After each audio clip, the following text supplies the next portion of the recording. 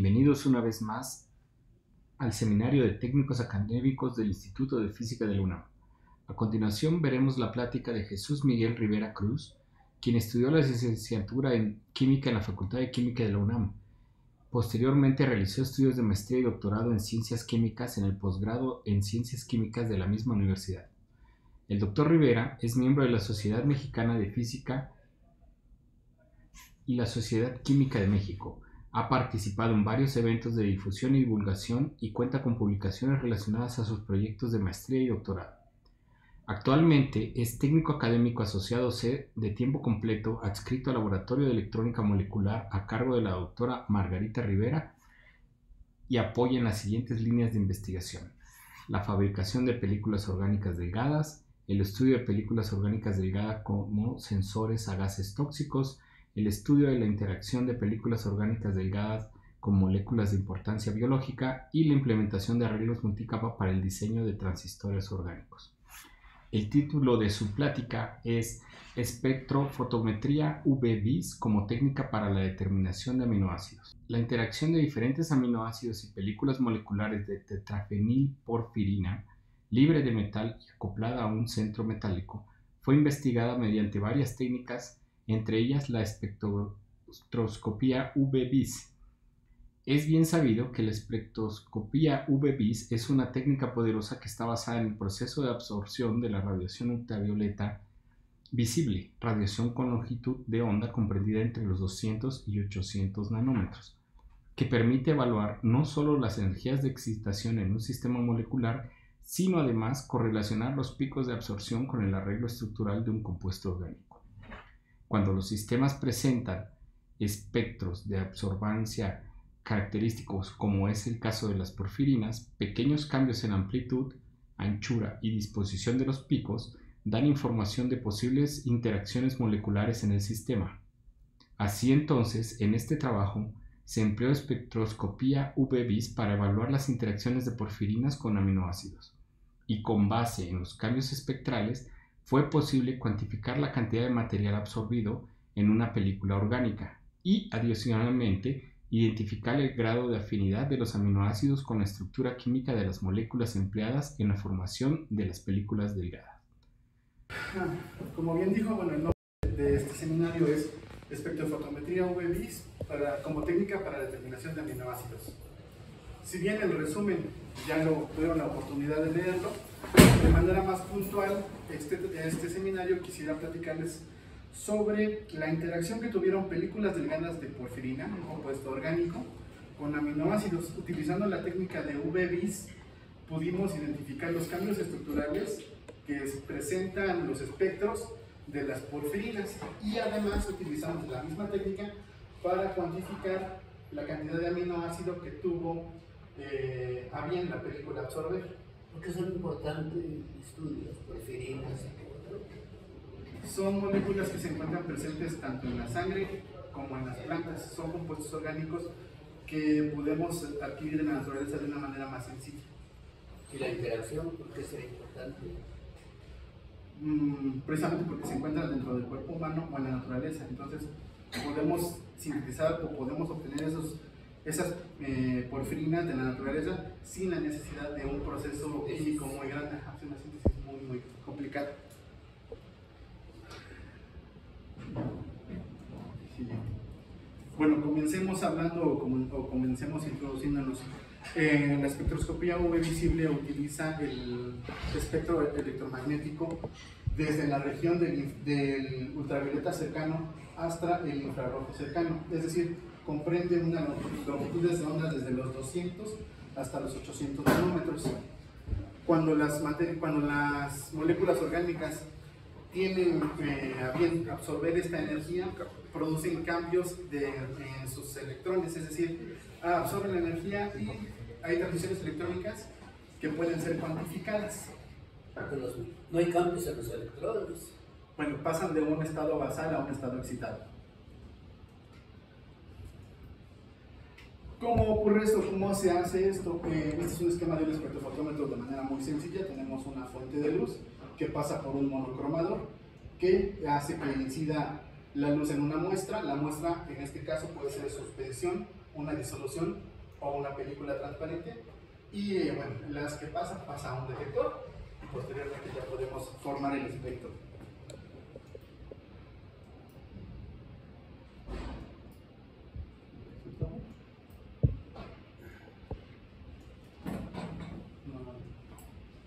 Por favor.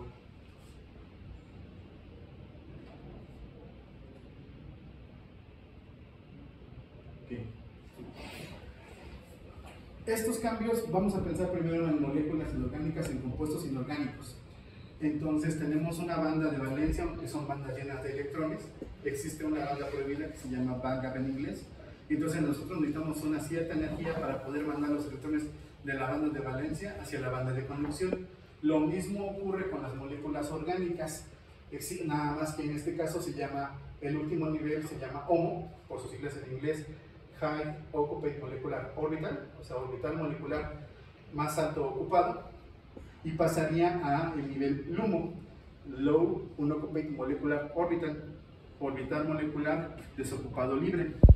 Igual existe una brecha óptica, y para nosotros mandar los electrones de la capa HOMO necesitamos energía para hacerlo y llegue a la capa LUMO. En las moléculas orgánicas, por ejemplo en el etileno, la energía que se requiere para mandar del estado HOMO al estado LUMO ya está cuantificada, ya está estudiada, ya se sabe. Bueno, en este caso son 173 kilocalorías por mol, y es una longitud de onda de 165 nanómetros para mandar el electrón de la capa HOMO a la capa LUMO, y en este caso, bueno, reciben el nombre de pi y pi excitado. Son los nombres que van obteniendo los diferentes estados de transición a los que pueden llegar los electrones. De manera más general, en todos los compuestos orgánicos, estos son los estados excitados a los que pueden llegar los electrones. Tenemos los estados sigma a pi excitado, de sigma a sigma excitado, que corresponderían a grupos de alcanos, carbonilos y alquenos, de los pi a los pi excitados, que serían los carbonilos, los alquenos, los alquinos y los aromáticos.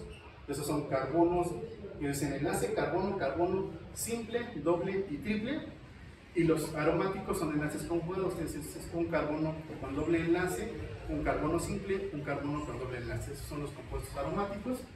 Tenemos los pi a pi excitados, los pi a sigma excitados, que contienen compuestos oxigenados, nitrogenados, con azufre y con fósforo. Y por último tenemos los N a pi excitado, que corresponderían a los carbonilos.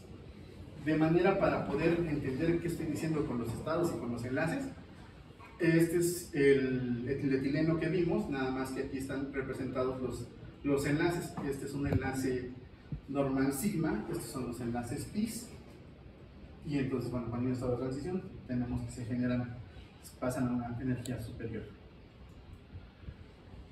¿Qué son las porfirinas? Las porfirinas se encuentran en la naturaleza, forman partes de sistemas biológicos complejos y son muy importantes en el metabolismo de los seres humanos. Como lo mencioné, se encuentran dentro de la sangre. La hemoglobina, el principal acarreador de oxígeno, es una porfirina de hierro. Y bueno, las porfirinas se clasifican como macrociclos orgánicos que además absorben en el espectro UV visible y pueden ser modificadas fácilmente con ligantes y centros metálicos, y esto las hace de un gran interés científico y tecnológico. En este caso les presento una uroporfirina. Esta uroporfirina es sintetizada por el cuerpo humano cuando uno tiene problemas en la sangre y se detecta o bueno, se encuentra por la orina. ¿Qué propiedades tienen las porfirinas? Como lo mencioné, pueden ser modificadas muy fácilmente. En este esquema, por ejemplo, tenemos los alfa y los beta, que son los carbonos en donde pueden ser sustituidos y ponerse ligantes. No en todos los carbonos se puede, pero bueno, en las posiciones alfa y beta es más fácil poner cualquier ligante. Lo de macrociclo correspondería a, bueno, la figura central, como pueden verla. Es un macrociclo aromático porque tenemos un carbón con doble enlace. Bueno, aquí tiene nitrógeno, pero el nitrógeno nos ayuda a que también cambien los enlaces por la resonancia. Entonces tenemos doble enlace, sencillo, doble enlace, sencillo.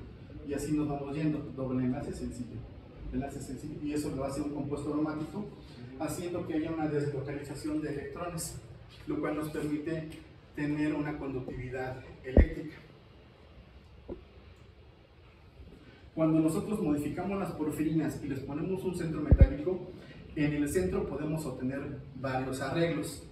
En el caso del cobre y el níquel, la porfirina se va a volver cuadrada plana, es decir, el cobre y el níquel se quedan dentro del centro del hueco del macrociclo y adquieren una configuración cuadrada plana. Cuando estamos hablando de magnesio, cadmio y zinc, ocurre un fenómeno en donde tenemos una pirámide de base cuadrada, es decir, el metal se queda en el centro y es capaz de aceptar un nuevo ligante por la parte de arriba. Si le ponemos, en este caso, hierro, cobre o manganeso, vamos a obtener una bipirámide de base cuadrada.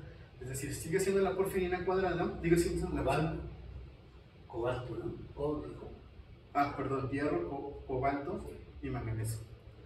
Y obtiene la bipirámide de base cuadrada, en donde el metal es capaz de, por abajo o por arriba, tener ligantes nuevos. Regresamos al tema de los orbitales moleculares. La teoría nos indica que existen 4 orbitales moleculares para las porfirinas. Entonces tenemos, Guterman los llamó HOMO-1, HOMO, LUMO y LUMO+1, en donde las transiciones electrónicas van de estos dos hacia el LUMO en específico, o de estos dos hacia el LUMO en específico, dando 2 regiones en el espectro que son claramente visibles. Si ustedes quisieran ver cómo es la polaridad de estos enlaces, bueno, aquí está representada y nos permite conocer hacia dónde se va a modificar la estructura si es que hay una excitación de electrones. También hay cambios en la porfirina si el metal no cabe dentro del centro del macrociclo.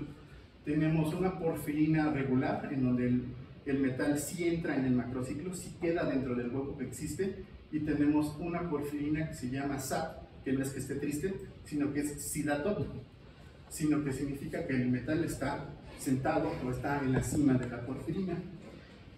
Dentro de sus excitaciones, ¿qué es lo que ocurre? Bueno, comparado contra una porfirina que no tiene un centro metálico, lo que ocurre es que el primer LUMO se necesita menos energía para lograr la excitación y el segundo LUMO se requiere más energía. Mientras que es una porfirina SAT, necesitamos más energía para llegar al primer LUMO y menos energía para llegar al segundo. Con todo esto, ¿qué podemos ver cuando hacemos un espectro UV visible de una porfirina? Primero, esta es una porfirina que no tiene metal. Primero lo que vamos a observar es de los 300 a los 450 aparecerá una sola banda, alta y ancha, que se llama banda de Soret. Mientras que de los 450 a los 650 nanómetros aparecerán de 1 a 4 bandas, llamadas bandas Q.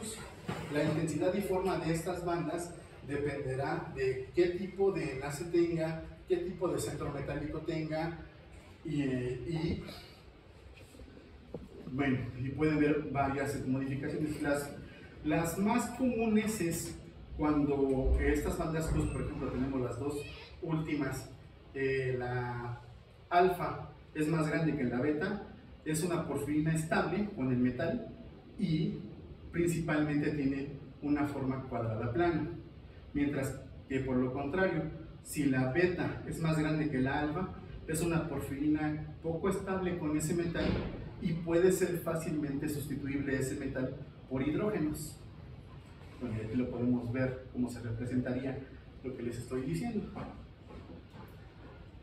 Por otro lado, ¿qué son los aminoácidos? Los aminoácidos desde el punto de vista biológico son de gran importancia, ya que son la base principal de las proteínas.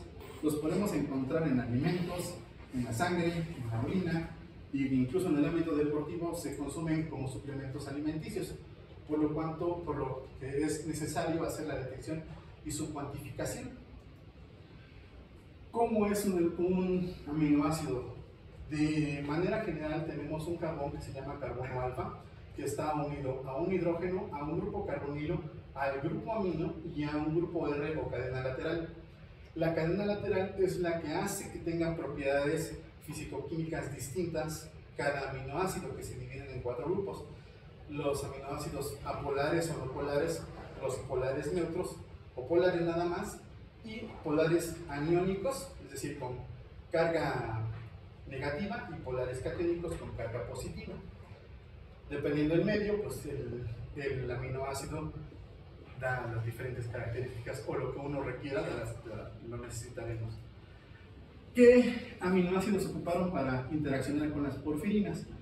Decidimos agarrar uno de cada uno. Entonces la glicina, que es no polar, la serina, que es polar, el glutamato, que es con carga negativa, la arginina y la glicina con carga positiva. Estos se escogieron por la cadena R, que es de las más largas que encontramos dentro de los aminoácidos primordiales. El objetivo general del proyecto, bueno, fue estudiar la interacción de diferentes aminoácidos con películas fabricadas con tetrafenilporfirina con y sin centro metálico. Los objetivos de esta plática son detectar cambios del espectro visible en las películas de porfirina después de haberse expuestas a los aminoácidos, identificar la afinidad de las películas con y sin metal hacia los diferentes tipos de aminoácidos, y bueno, por último, estimar la cantidad de aminoácidos que interaccionan con las superficies de las películas, bueno, de la estructura química. ¿Cómo lo hicimos? Formamos las películas a partir de una evaporación térmica, las pusimos a interaccionar con los aminoácidos y caracterizamos las películas antes y después de la interacción, utilizando la técnica de UV visible. Para poder cuantificar los aminoácidos se hizo una reacción con anhidrina, y para cuantificar los aminoácidos vía UV-Vis se hizo una curva de calibración y se analizó la disolución residual. Eso se los explico. Entonces, ¿qué es lo que hicimos? Un sustrato de vidrio, es decir, el soporte donde van las películas, la película delgada, que va de menos de 200 nanómetros de grosor, que se hizo por vía evaporación térmica, de tetrafenilporfirina y de cobre tetrafenilporfirina, es decir, pusimos un centro metálico en donde la porfirina, según la teoría, sería plana. ¿Qué es lo que hicimos? Bueno, pusimos a interaccionar las películas en una disolución de aminoácido a 1000 partes por millón a pH 7 durante 2 horas. Entonces aquí se pusieron las películas a interaccionar y se dejaron durante las 2 horas. Los resultados. Vamos a comenzar con los resultados de las películas delgadas. Este es un espectro de una tetrafenilporfirina frente a los aminoácidos. Como les comenté, bueno, la azul que se ve al fondo sería la de sin aminoácido. Como les comenté, de los 350 a los, bueno, aquí es 400, a los 500 más o menos, está la banda de Soret. De los 500 a los 700 están las bandas Cus. Como no tenemos un centro metálico, tenemos una sola banda de Soret y 4 bandas Cus. Cuando interaccionan con el aminoácido, hay un ensanchamiento de la banda de Soret, hay un corrimiento de las bandas Cus hacia el ultravioleta. ¿Qué significa esto? En el caso de que la banda de Soret se ensanche, significa que hay mayor deslocalización de los electrones en el centro de la porfirina, es decir, hay una interacción con el macrociclo de los aminoácidos con el centro de la porfirina. ¿Y qué significa el corrimiento hacia el infrarrojo? Significa que los ligantes están interaccionando también con el aminoácido y están cambiando o están modificando su estructura, bueno, su acomodo en el espacio. Por otro lado, tenemos la película de cobre tetrafenilporfirina contra los aminoácidos. Aquí, ¿qué es lo que estamos viendo? Esta es la película sola. Y, bueno, tenemos la banda de Soret de los 350 a los 500 nanómetros. Y aquí solamente se ve una banda Q. Con mucho amor y mucho cariño, aquí se puede ver un pequeño hombro. Entonces significa que sí tenemos las dos bandas Q que deberían aparecer cuando hay un centro metálico. En este caso el alfa es la más grande y la beta casi no se ve, lo que indica que es una porfirina muy estable y que pues es cuadrada plana. Por otro lado, en la banda de Soret, bueno, tanto en la banda de Soret como en la banda Q, cuando hay interacción con los aminoácidos, quiere decir que hay un adelgazamiento de todas las bandas, tanto de Soret como de las bandas Q. lo que indica que hay un mejor acomodo planar dentro de las películas o hay una mejor interacción de las películas con los aminoácidos. ¿Por qué? Porque se requiere menos energía para poder hacer la transición del HOMO al LUMO. Ahora vamos a pasar a los resultados con la disolución. ¿Ustedes han hecho una disolución de aminoácidos? Es transparente, no se puede ver, no podemos cuantificarla por este método. Entonces, es lo que hicimos. ¿Cómo hacer visible lo invisible? Utilizamos este compuesto, se llama nimidrina. Este es una sustancia química que nos permite detectar amoníaco y aminas primarias y secundarias. Hace una reacción en donde se produce un color azul muy intenso o púrpura, que se conoce como púrpura de Rugemann. Esto es como se ve al final de la disolución. ¿Qué es lo que ocurre químicamente hablando? Cuando tenemos la nimidrina, reacciona con el aminoácido, dentro de la disolución se libera agua, se forma este complejo imina, hace una descarboxilación, se sigue una imina primaria, después con el agua reacciona del ambiente y se genera este grupo amino y hay un aldehído que se libera a la disolución, reacciona con otra nimidrina, se pierde agua y obtenemos el púrpura de Rugemann. Al final de cuentas, lo que estamos cuantificando son moléculas de púrpura de Rugemann, ya no aminoácidos, pero ya los detectamos y ya los hicimos visibles. Entonces, para poder cuantificarlo, regresamos a las teorías. En este caso, la teoría de Beer-Lambert lo que nos dice es que cuando el haz de luz atraviesa una muestra líquida, hay una intensidad inicial, una intensidad final, la muestra tiene dicha concentración y pasa por un camino óptico. Pero el tinte no le quita, no cambia los resultados. ¿Cómo lo discriminas? ¿El tinte? Sí, a lo que es, a lo que le pones para teñir, según entendí. Sí, no cambia el resultado porque estoy directamente cuantificando el aminoácido. Es decir, cuando hice la reacción, dos moléculas de nimidrina reaccionan con un aminoácido. Lo separas. No lo separo, reaccionan. O sea, Lo que dice a lo mejor que una molécula, ahora necesitas dos para obtener, para obtenerse al final donde de Rugemann. sí. O sea, sí cambia la cuantificación. No necesariamente. Dentro de las relaciones 2 a 1 se sabe. Sí, pero dentro de la química existe una cosa que se llama reactivo limitante. Entonces, el púrpura de Rugemann por sí mismo no nos va a dar color hasta que reacciona con el aminoácido, que son 2 a 1. Entonces, me va a reaccionar hasta que se acabe el reactivo que menos tenga. Una pregunta, considera transparente, ¿es transparente a todo el intervalo de frecuencias? O sea, ni en el IR ni en el V hay respuesta. No Se puede forzar la respuesta con otra longitud de onda. Se podría, pero ya no estamos dentro de la técnica que estamos ocupando. Esa es la cuestión, es ocupar la técnica OV-bis. Pero bueno, dentro de la química, a lo mejor lo que también puedo responder es que tenemos estos dos reactivos. Uno va a estar en exceso, que es la nimidrina, y el otro ya está por default dentro de la disolución. Entonces, si yo meto este en exceso, lo que tenga que reaccionar, reaccionará con este. Lo demás no va a afectar.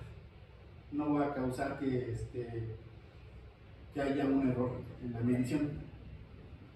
Ahí es uno de los tantos aminoácidos que hay, ¿verdad? Este es el esquema general. Uno de los tantos que hay. Sí, o sea, de los 20 Como nos mostraron aquí un listón de polares, no polares. Es la reacción general. Catiónicos. Es la reacción general del. Bueno, volvemos. Entonces, la reacción de Beer-Lambert nos dice que la longitud de onda atraviesa una muestra con una intensidad inicial, una intensidad final, que tiene una concentración y la atraviesa por un camino óptico o por una longitud. Nos definen primero la transmitancia como la intensidad final entre la inicial. Ahora bien, la absorbancia está definida como el logaritmo del inverso de la transmitancia. Dentro de la ley de Beer-Lambert, dice que la absorbancia es igual a un coeficiente de absorción molar por la distancia que recorre el haz de luz por la concentración de la muestra. Con esto en cuenta, nosotros podemos cuantificar los aminoácidos. ¿Cómo se hace? Bueno, primero hay que hacer una curva de calibración. Entonces, una concentración baja hacia una concentración alta. Entonces aquí podemos ver cómo va aumentando, o más bien se va viendo el color morado. ¿Qué es lo que se obtiene o qué es lo primero que hacemos? Bueno, con una concentración conocida se van tomando todos los espectros de esas disoluciones, desde la menor hasta la mayor. La teoría nos indica que hay que tomar un punto fijo de ese espectro. En este caso se tomó a 570 nanómetros todas las absorbancias que daban esas concentraciones,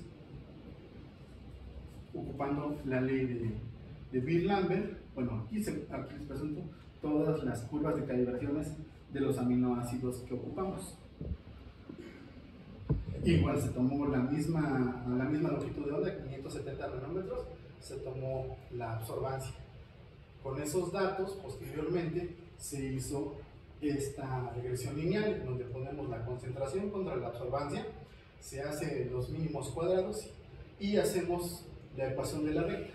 Hacemos que la absorbancia quede como si fuera la ecuación de la recta, y entonces la pendiente es el valor del coeficiente de absorción molar, haciendo que la distancia sea 1. Por lo general, los equipos de UV-Vis, la cubeta para las muestras en disolución mide 1 centímetro, y ya con eso nos deshacemos del valor de la distancia y nos quedaría el valor de coeficiente por la concentración. Lo mismo hacemos con nuestras muestras. Es que no da al cero, ¿verdad? No da al cero. No, por eso también tenemos la constante de ajuste. Ajá, la constante de ajuste. Bueno, con estos datos y haciendo lo mismo con nuestras muestras problema, nada más que nuestras muestras problema, no vamos a saber la concentración. Vamos a poder obtener la concentración de aminoácido en la disolución. Y entonces esto fue lo que sucedió. La concentración de los aminoácidos que se queda en la disolución, que bueno, para H2TTP son estos resultados, 840, 894, 300, y vamos a considerar que nosotros lo pusimos durante 2 horas a pH 7 con una concentración inicial de 1000 partes por millón de aminoácidos. Si aquí yo sé en la disolución en la que estuvo la película qué concentración tengo de aminoácido y hago la diferencia, voy a saber cuánto aminoácido absorbió mi película, es decir, cuánto aminoácido se quedó absorbido en la película. Para fines más demostrativos, la película de H2TTP absorbió 844 partes por millón de lisina y absorbió 106 de serina. Es decir, la película de H2TTP es más afín a absorber lisina. ¿Sí? Una pregunta, no sé si me perdí un poquito. Aquí los aminoácidos tienen un centro metálico. No, los aminoácidos, las porfirinas, sí. Sí, la estoy comparando la H2TTP contra la cobre TTP. Ah, ok. De una lectura en líquido, esa sirvió para la película. Sí, fue una medida indirecta. De pasar de una solución de 1 centímetro a unos. No. En la cuba. En la cubeta lo que hice fue medir la concentración de la disolución. Yo supe, o bueno, el experimento consistió en poner 1000 partes por millón de aminoácido. Y hay factores que se calibró aquí. Y entonces, bueno, ya se obtiene por la diferencia. Esto es lo que está en la disolución, después de haber reaccionado con la película. Esa es la película y es lo que quedó en la película, lo que se absorbió en la película. Entonces, por eso pues, estoy diciéndoles que la H2TP es más afín a absorbir lisina y menos afín a absorbir serina. Y la cobre TTP absorbió 21 partes por millón de serina y 667 de arginina. Entonces, la cobre TTP es más afín a absorber arginina que serina. Bueno, en ambos casos, la serina sería el aminoácido menos afín a ambas películas. Pero entonces, para determinar todas estas concentraciones de aminoácidos, ¿haces calibración para cada uno de ellos? Sí. Y ya en la muestra problema, ¿cómo discriminas los espectros de cada uno? En la muestra problema se toma. O sea, bueno, vamos a regresamos tantito. Aquí yo hablé de concentraciones, ¿no? De 30, 40, hasta 100. Para cada aminoácido. Para cada aminoácido. Lo que tuve que hacer fue hacer una dilución, porque estoy suponiendo que mi concentración inicial son 1000 partes por millón. Yo hago una disolución para que mi concentración que tengo en mi solución sea de 100 partes por millón, con el supuesto de que sí se absorbió. Si se absorbió, tiene que tener menos de 100 partes por millón. Entonces, hago la disolución, pongo en el espectro y obtengo mi espectro. Y ya que, como ya tengo los datos de cada aminoácido, ya sé qué absorbancia tiene, ya sé, entonces ya nada más en la misma ecuación de la recta que hicimos.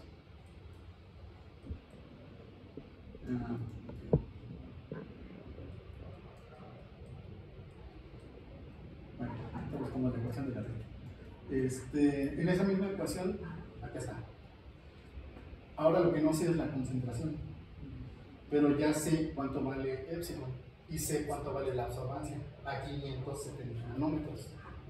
Entonces ya nada más despejo concentración y ya puedo saber a qué concentración se quedó absorbida en la disolución.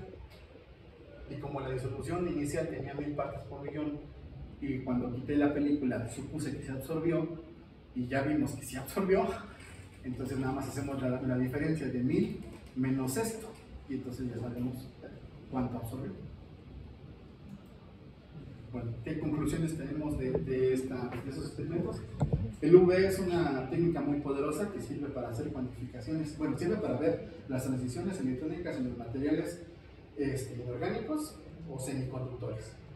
Las porfirinas tienen espectros UV visibles muy conocidos que nos permiten ver cuando haya interacciones intermoleculares. Las sustancias ópticamente transparentes pueden ser modificadas para ser coloridas y permitan hacer una medición indirecta. Los aminoácidos reaccionan con la anhidrina para formar el púrpura de Luhmann y poder así cuantificarlos por esta técnica. Siempre se requiere hacer una curva de calibración, independientemente, así, por ejemplo, si uno lo quiere hacer hoy y después lo quiere hacer dentro de 3 días o dentro de un mes, hay que repetir la curva de calibración. ¿Por qué? Porque las condiciones ambientales, porque ese día la intensidad de la corriente no era la misma, porque el equipo no le dio la gana. Entonces la curva de calibración siempre hay que hacerla, por ejemplo, para este método.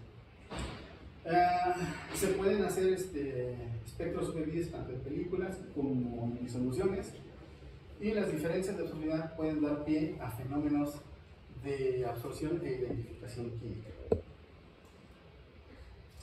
Pues muchas gracias, principalmente a la doctora Margarita por la confianza en este proyecto, a Papit y a Alan Cat, y de estos experimentos y más técnicas que se ocuparon, se tuvieron 2 artículos. Ahora sí, gracias. ¿Hay más preguntas para...? Sí, gracias, Jesús. Tengo 2 preguntas y es más o menos regresar al mismo de las concentraciones y las curvas de calibración. Entonces, nada más, creo que lo que creo es si las curvas de calibración, tú me diste el área de rojo de las curvas de los espectros UV-Vis y lo correlacionaste con la concentración nominal que tú empleaste, ¿cierto? No medí área bajo las curvas. ¿Qué fue lo que...? Sí, os doy cuenta, fijé 570 nanómetros. Y a partir de ahí hice, aquí está la línea recta y medí la absorbancia directamente de cada concentración. Entonces a partir de ahí, ya concentración con absorbancia, se hizo la regresión lineal y por la ley de Wiener-Lambert. Entonces al hacer la regresión lineal, el coeficiente de absorción es lo que es la pendiente. Entonces, luego la segunda pregunta sería relacionada a que decías que el ancho de los picos de los perfiles de los espectros estaban relacionados con la deslocalización de los electrones. Sí. Entonces, ¿cómo podrías asegurar que la deslocalización de los electrones y la disolución que usaste para la calibración va a ser la misma en la medición de la muestra de interés que es ya en una película?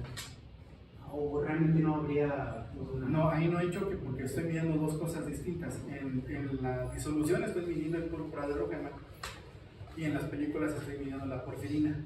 Entonces, ahí no tiene que ver ninguna con la otra. ¿Sí?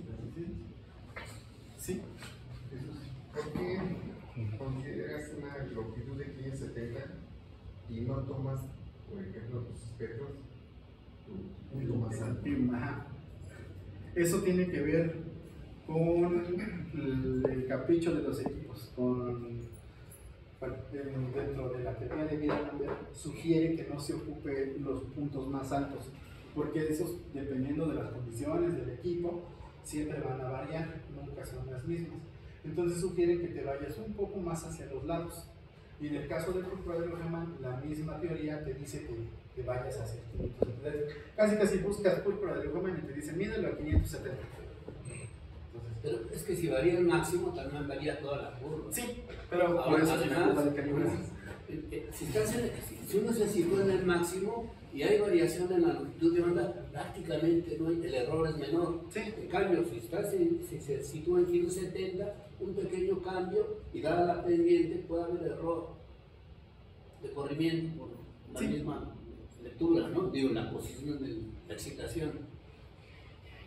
O solo que los máximos, bueno, aún así, los máximos no sean el mismo para todas las curvas.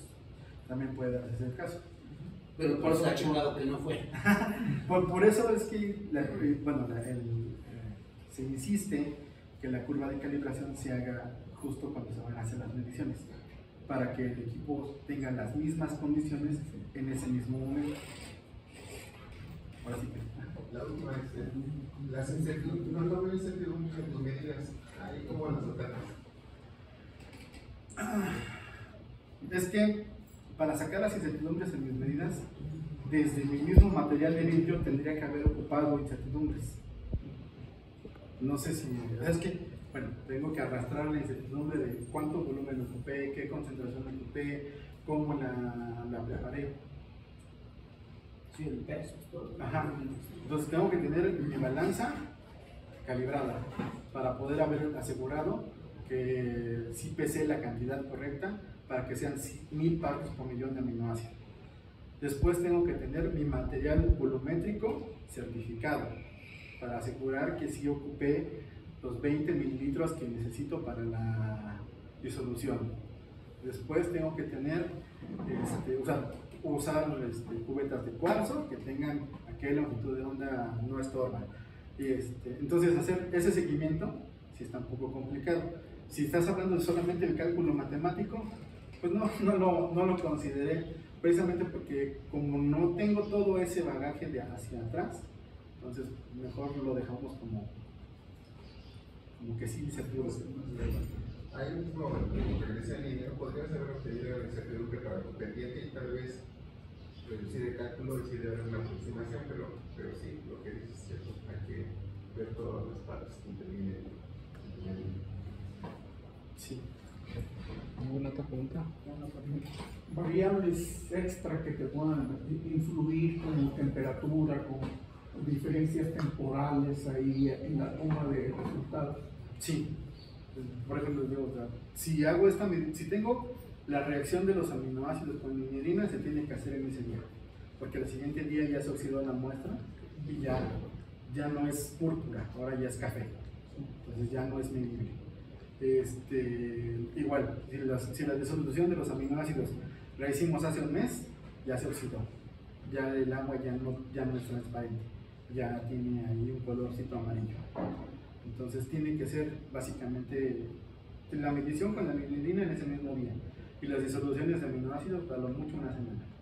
Y las temperaturas. Temperaturas también varían, pero eso varía menos. Eso sí tenemos como que de 20 a 25 grados, pero aún así recomendamos que sea 25 grados.